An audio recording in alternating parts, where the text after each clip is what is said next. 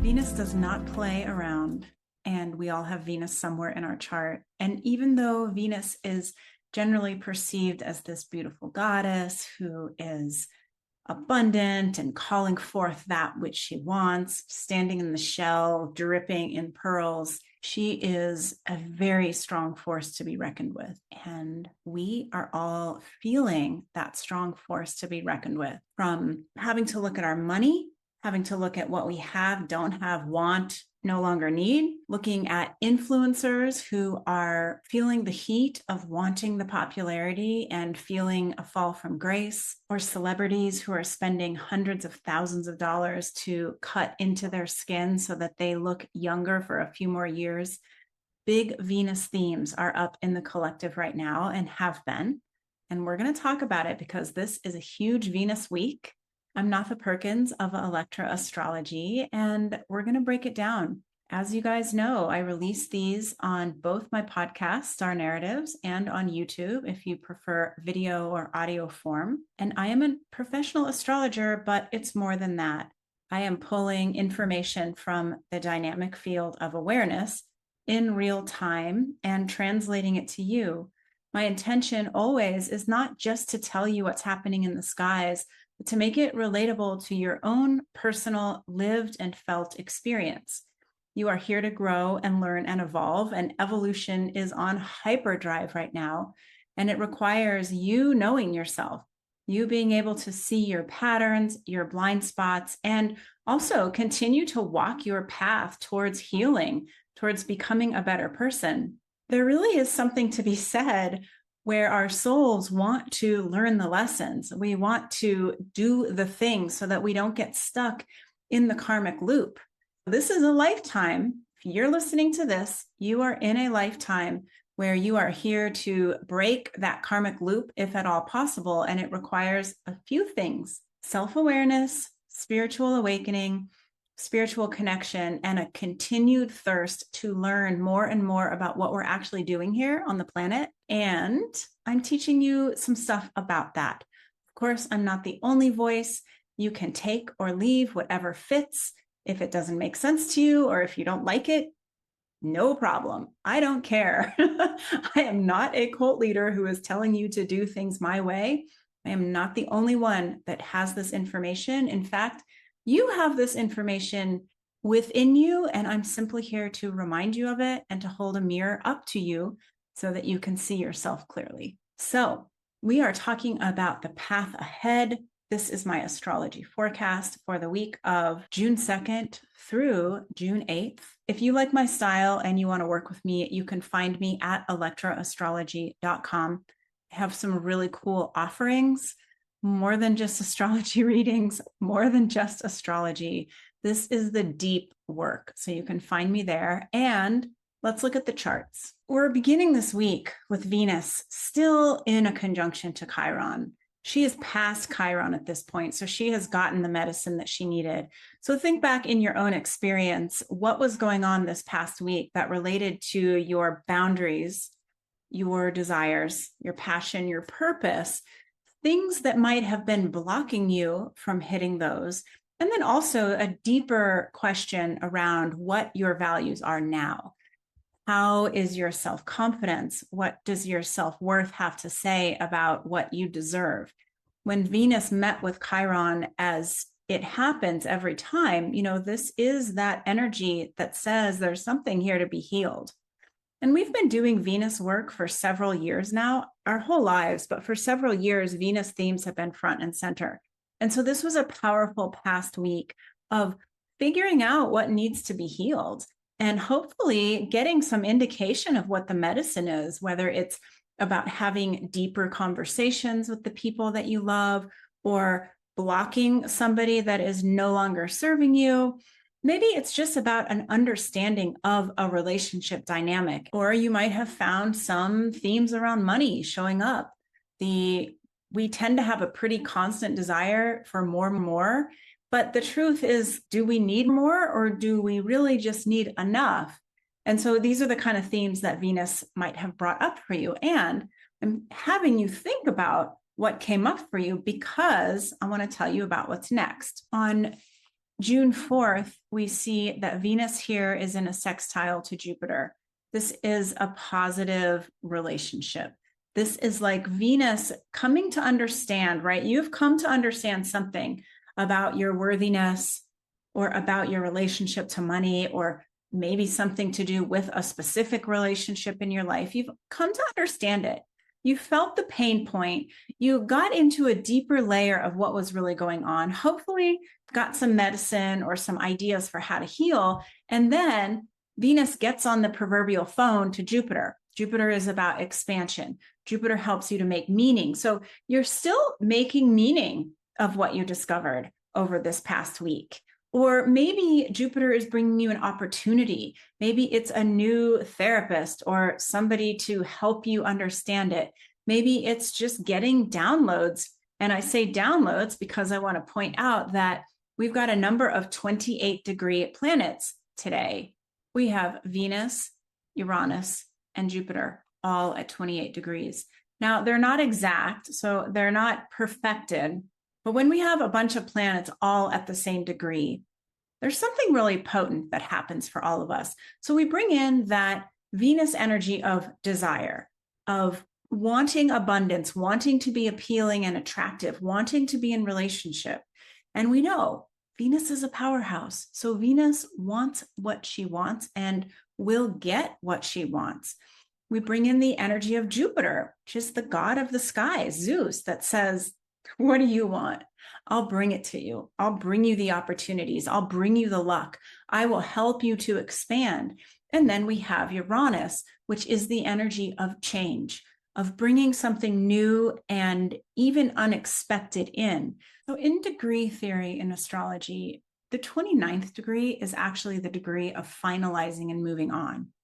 But the 28th degree is what we get to right before we get to the 29th degree. If you were in school and you needed to take the final, and the final exam was the 29th degree, all of the preparation, the studying for the exam, the getting your notes and your papers in order would be like the 28th degree.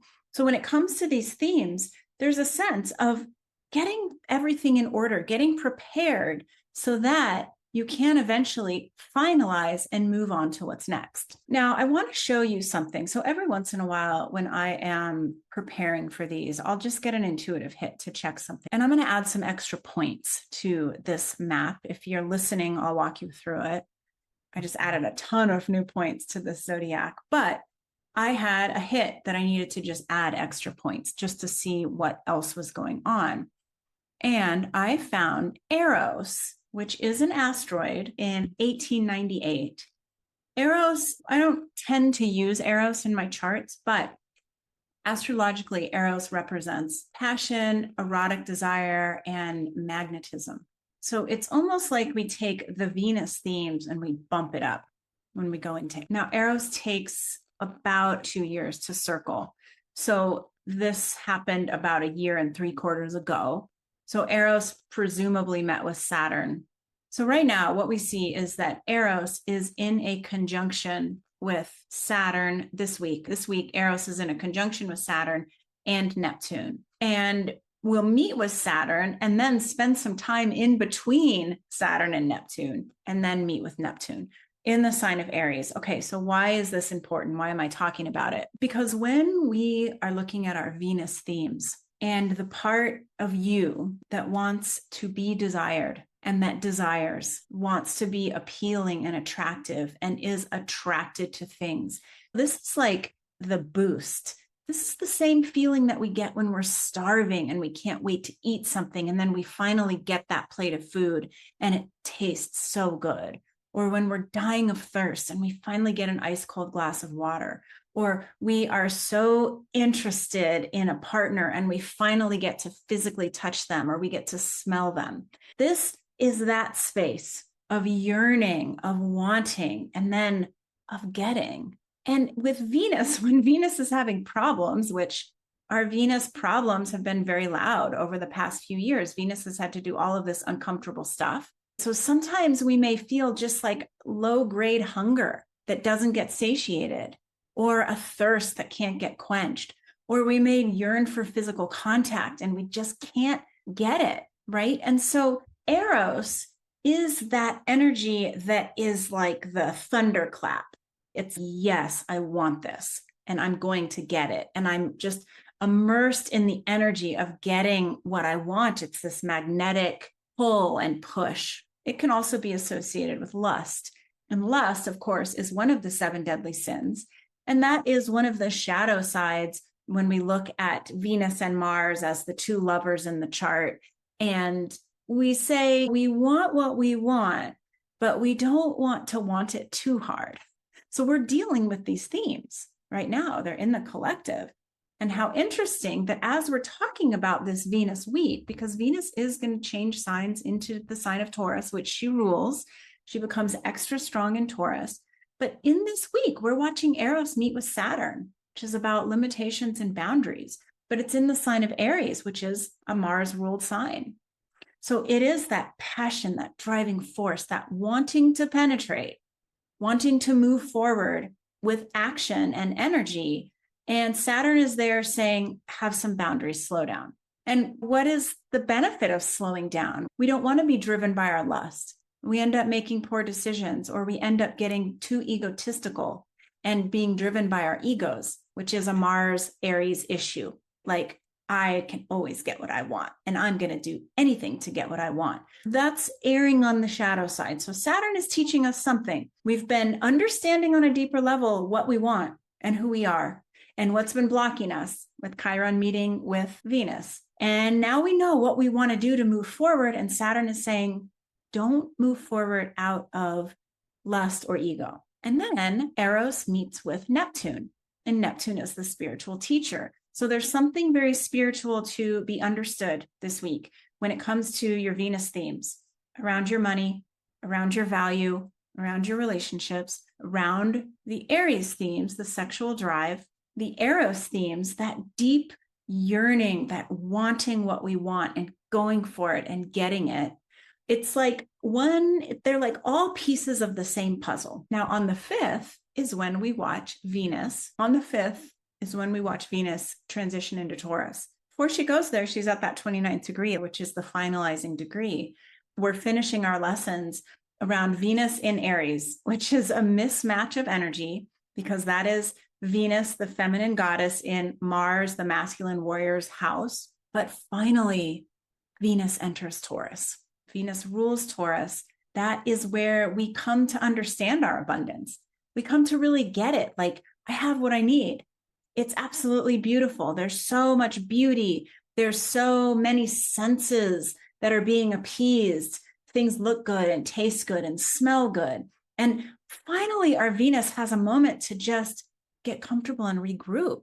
So this is going to feel good. And I want to point out that the last time Venus was in Taurus was when she was with the North Node. So, Venus, as the ruler of the North Node, it was this energy of pushing to get something, pushing to learn, pushing to evolve. And North Node stuff is always hard, right? It's hard work that says, I've got to pull myself up this mountain, or I have to drag myself across this finish line. Think back to March of 2023, because that's when Venus was in Taurus. And just think about the lessons, the things that were going on for you when it came to your money, your love, your worthiness, abundance, self-confidence. Because this is going to be perhaps a culmination of some of that work, or maybe it'll be a furthering of that work. And now you have 2 more years worth of wisdom under your belt, because Venus has been through a lot since then. Remember, Venus had to meet with the South Node when the South Node was in Libra. So there's Venus ruling the South Node, which is the energy of getting rid of stuff. And then even just more recently, Venus had to go through retrograde. And then she had to meet with the North Node in Pisces. And she had to meet with Saturn for weeks, and then Neptune, etc. So we're finally in a place where we can take a deep breath, hopefully look at our money, love, relationship, worthiness, desires, values with fresh eye that feels much more empowered. So I like this for us. All right, I'm taking the points off so that this map is more simple to look at now, because now I want to switch gears and start talking about Mercury. Mercury has a pretty big week as well. Mercury is in Gemini, which is the sign that it rules. Mercury met with the sun last week. So that was the epiphany. And that epiphany probably went along with what you were learning about your relationship to your money value as Venus met with Chiron. Now, Mercury is going to meet with Jupiter this week, but not before it's going to make connections to the nodes and to Mars. These are positive connections to the nodes and Mars. Mercury is our mind. And we're learning a lot right now as we're preparing for Gemini, as we're preparing for Uranus, which will be in the summer, to enter into Gemini.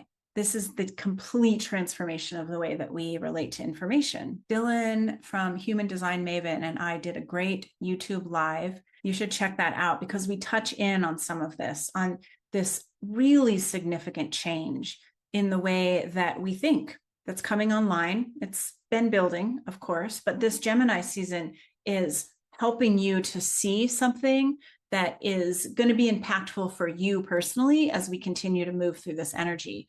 So we see a very strong Mercury in the sign that it rules, meeting with the sun last week. This week, it makes connections to our fate, our destiny, our growth points. It also has conversations with the South Node about what to let go of, and conversations with Mars about how to move forward with energy and vitality, but not ego. So we're all doing this work together. Then at the end of the week on Sunday, we see Mercury make a conjunction to Jupiter. So your mind, how you think, how you perceive, how you communicate meets with Jupiter, the powerhouse that says, I'm going to help you see it differently. I'm going to help give you a bigger picture. And this is at the 29th degree. So there's a master level thing that your brain is going to want to do, that you're going to want to facilitate and help your brain to do, where you are shifting perspectives.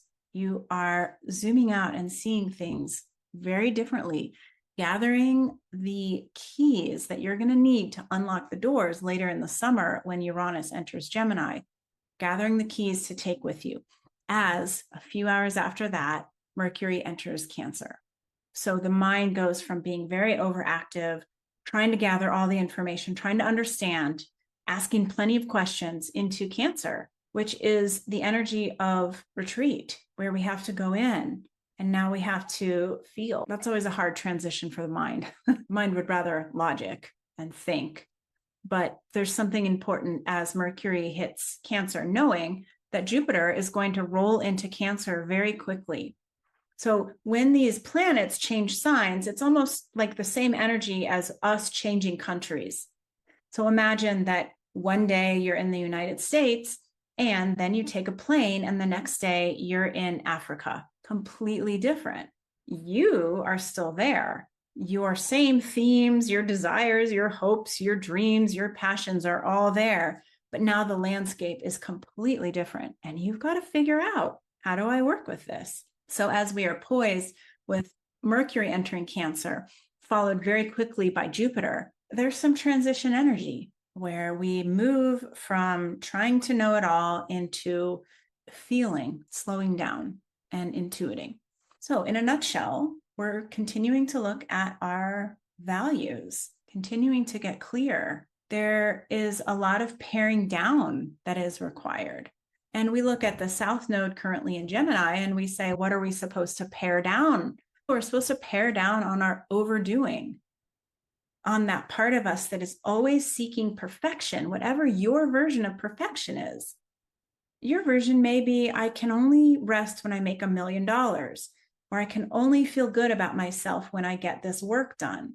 I have to watch my diet. I have to solve this problem. Like whatever your brain is saying, you have to check it, because South Node Virgo says you're trying to stop doing these things that exist mostly in your mind around having to.